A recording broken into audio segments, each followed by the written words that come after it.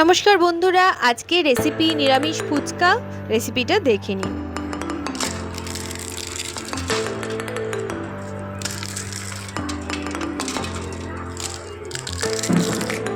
তার জন্য লাগবে এক বাটি আটা, এক বাটি সুজি। আটা আর সুজিকে মিক্স করে নেবেন আর একটু খাওয়া সোডা অ্যাড করবেন। এরপর পরিমাণ মতো জল দিয়ে একটা ডো বানিয়ে নেবেন। ডোটাকে শক্ত করে মাখবেন। ডো মাখানো হয়ে গেলে একটা পাত্রে রেখে 15 থেকে 20 মিনিট রেস্টের জন্য রেখে দেবেন।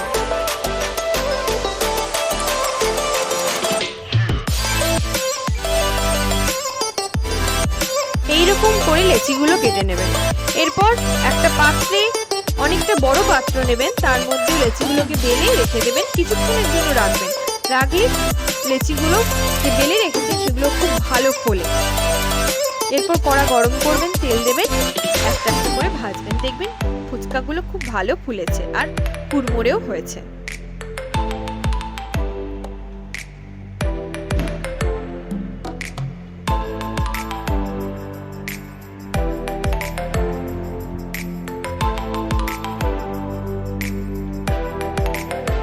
এরপর দেখে নিন ভাজা মশলার রেসিপি। তার জন্য জিরে, ধনে, মৌরিকে কড়াই ভেজে ভালো করে গুঁড়ো করে নেবেন।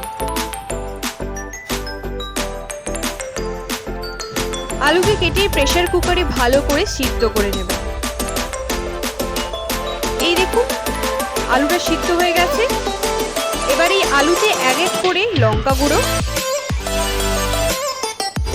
ধনে গুঁড়ো, জিরে গুঁড়ো, মৌরি গুঁড়ো,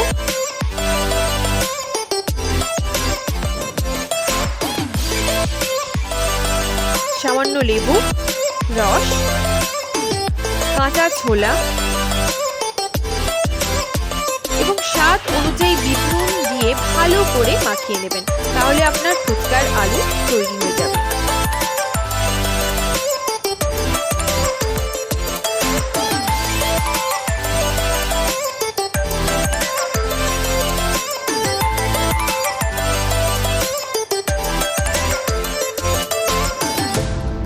এরপর টক জলের রেসিপি দেখে নিন। তার জন্য লাগবে পুদিনা পাতা আর ধনে পাতা।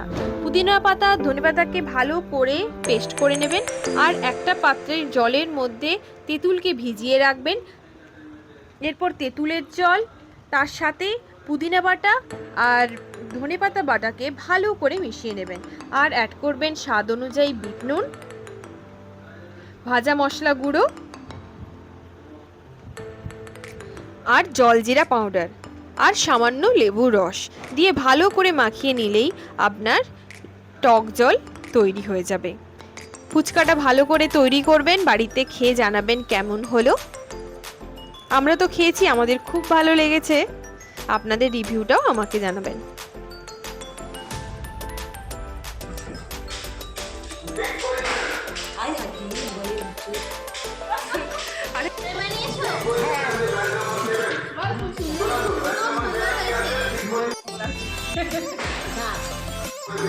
কেমন কেমন লাগছে?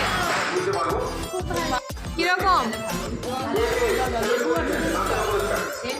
কেমন লাগছে?